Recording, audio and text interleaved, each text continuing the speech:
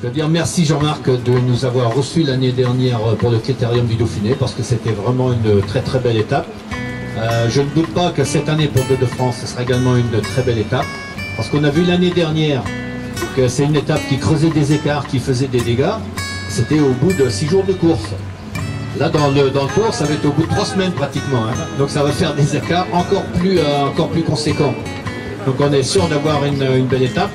On est à, bon, tu l'as dit, il paraît qu'il y aura le soleil, donc ça sera vraiment très bien. En tout cas, c'est très bien d'avoir fait cette étape ici parce que ça va être un des hauts lieux du Tour de France, un des grands moments du Tour de France.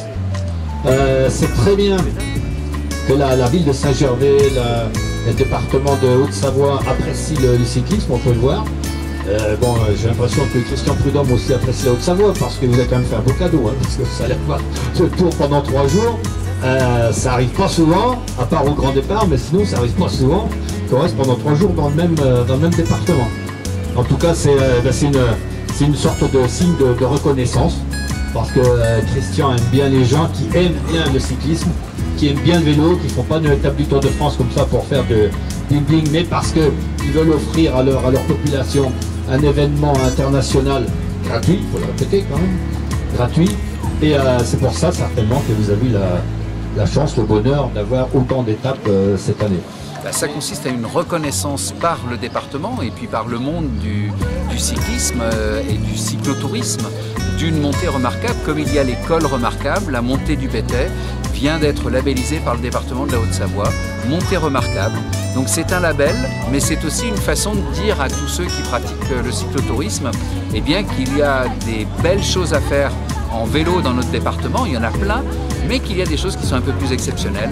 Et la montée remarquable du Béthai, où il va y avoir l'arrivée du Tour de France, est un des endroits importants du département de la Haute-Savoie et de son activité vélo.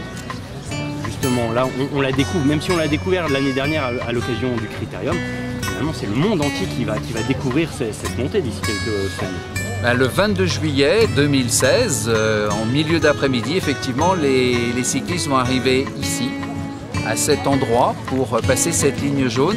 Alors ça va être complètement transformé puisque le village va s'installer ici avec plusieurs milliers de personnes et c'est le monde entier qui va découvrir bien sûr le Mont Blanc, Saint-Gervais, le pays du Mont Blanc, c'est-à-dire l'ensemble des stations qui accueillent ce Tour de France et en particulier donc les étapes de Megève, de Sallanches et de Saint-Gervais.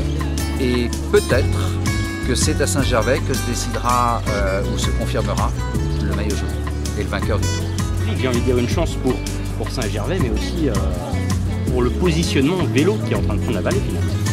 Oui, alors le vélo sous toutes ses formes, hein, c'est-à-dire la forme mécanique, la forme électrique, la forme cyclo, tourisme et la forme VTT, puisqu'à Saint-Gervais, on en profite cette année. L'année dernière, on a fait une piste de descente de VTT et aujourd'hui,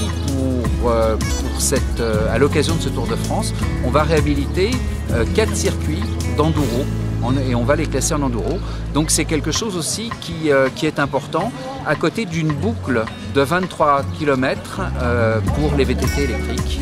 Donc on est en plein dans l'activité vélo, soit pour les très sportifs, soit pour les sportifs du dimanche, soit bien sûr pour ceux qui sont amoureux de la nature et qui préfèrent aller faire du vélo en activité.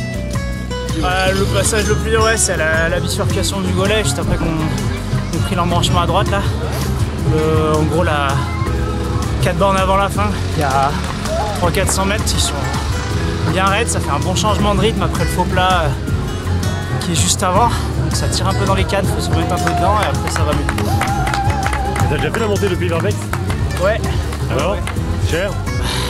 Ouais, c'est sympa, c'est pas mal. Moi j'aime bien les parties raides, donc c'est vrai que la montée de Verveil, ça monte à 12-15, c'est sympa.